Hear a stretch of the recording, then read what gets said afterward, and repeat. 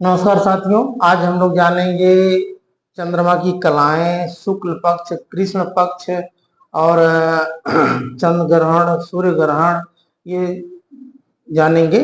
और उसके बाद पूर्णिमा और अमावस्या के बारे में भी जानेंगे। तो चंद्रमा की कलाएं किसे कहते हैं? जब चंद्रमा जो की कलाएं यानी चंद्रमा में दिन प्रतिदिन होने वाले परिवर्तन को चंद्रमा की कलाएं कहते हैं। देखेंगे यहाँ चंद्रमा की कलाएं, चंद्रमा के आकार में प्रतिदिन होने वाले परिवर्तन को चंद्रमा की कलाएं कहते हैं।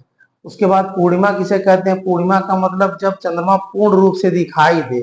आप देखेंगे कि चंद्रमा कभी पूरा पूरा दिखाई देता थाली के आकार का तो चांदनी रात होती है। तो जब चंद्रमा पूरा थाली के आकार का दिखाई देता है तो उसको हम पूर्णिमा या फुल मून कहते हैं। अमावस्या किसे कहते हैं? जब चंद्रमा दिखाई ही नहीं देता है, रात में अंधेरी रात होती है, काली रात होती है, तो उसको अमावस्या की रात कहते हैं, यानी जब इसको न्यू मून कहते हैं।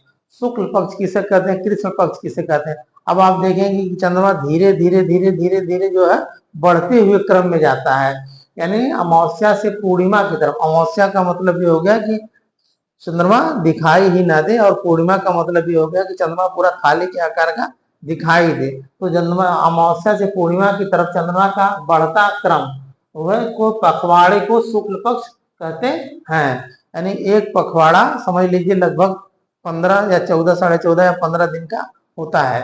फिर उसके बाद कृष्ण पक्ष किसे कहते हैं? यानी पूर्णिमा से अमावस्या की तरफ जाने का, यानी चंद्रमा का घटता हुआ क्रम को पखवाड़े को कृष्ण पक्ष कहते हैं।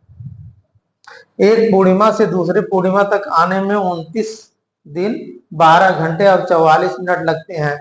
आप समझ लें कि इतने दिन में 29 दिन 12 घंटा और 44 मिनट में 2 बार पूर्णिमा होगा और 2 बार दो बार जो है शुक्ल पक्ष होगा और 2 बार कृष्ण पक्ष होगा। तो इसका मतलब कि इसका आधा लगभग 14.5 या 15 दिन का जो है एक पखवाड़ा होता है।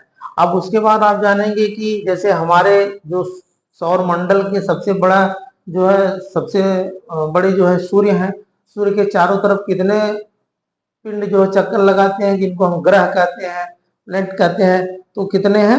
8 हैं। कौन कौन? बुध, शुक्र, पृथ्वी, मंगल, बृहस्पति, शनि, अरुण, वरुण। तो इस तरीके से ये 8 ग्रह में केवल पृथ्वी एक ऐसा ग्रह है जिसके जीवन है। और जब सूर्य के चारों ओर पृथ्वी चक्कर लगाती है और पृथ्वी के चारों ओर चंद्रमा चक्कर लगाता है।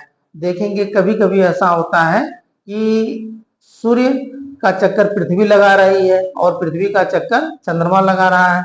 ये चंद्रमा लगाते लगाते जब चंद्रमा सूर्य और पृथ्वी के बीच में आ जाता है तो क्या होता है कि सूर्य का प्रकाश पृथ्वी पे नहीं जा पाता और अंधेरा हो जाता है। तो इसको जो है सूर्य ग्रहण कहते हैं। यानी पहले की एक घटना लोग कहते थे कहानी में कि राहु और केतु, राहु मतलब जो 2 राक्षस थे, राहु और केतु नाम के, तो कहते थे लोग कि राहु जो है सूर्य को निगल गया तो सूर्य ग्रहण लग गया, और केतु जो है चंद्रमा को निकल गया तो चंद्र ग्रहण लग गया। लेकिन ये मिथ थी, ये झूठी बातें हैं।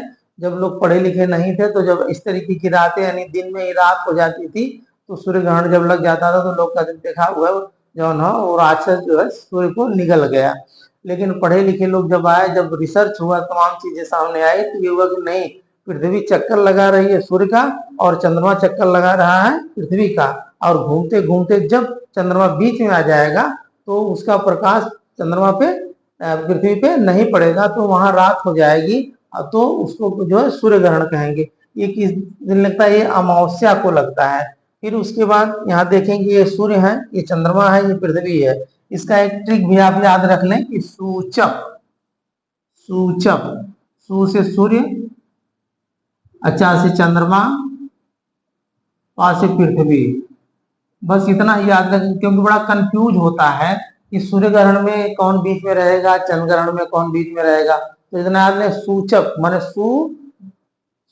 सूर्य है, फिर चा से चंद्रमा है, अपा से पृथ्वी है। यानी सूर्य ग्रहण में चंद्रमा बीच में है और चंद्र ग्रहण में जब चंद्रमा बीच में है तो भाई सूर्य तो अपनी जगह स्थिर है, एक बार चंद्रमा बीच में होंगे और एक बार पृथ्वी बीच में होगी।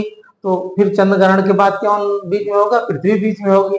इसी तरह के जब सूर्य का चक्कर लगाते लगाते पृथ्वी, और पृथ्वी का चक्कर लगाते लगाते चंद्रमा, पृथ्वी सूर्य और चंद्रमा के बीच में आ जाती है, तो ये अमावस्या पूर्णिमा के दिन लगता है, तो रात में ही पूरा उजाला हो जाता है, तो उस घटना को जो है चंद्र ग्रहण कहते हैं, और यह पूर्णिमा को लगता है। अब आप कहेंगे कि सर ये बताइए कि हर महीने में एक बार चंद्र मतलब पूर्णिमा होता है और एक बार जो है अमावस्या होता है, तो ऐसा क्यों नहीं होता कि 12 बार सूर्य ग्रहण लगे और 12 बार चंद्र ग्रहण लगे, तो शुक्ल पक्ष कृष्ण पक्ष के हिसाब से? तो ऐसा नहीं होता, क्योंकि हमारी पृथ्वी 23.5 डिग्री अंश पे झुकी हुई है। पृथ्वी कितने पे? 23.5 डिग्री अक्षांश पे झुकी हुई है, अक्षांश पे झुकी हुई है।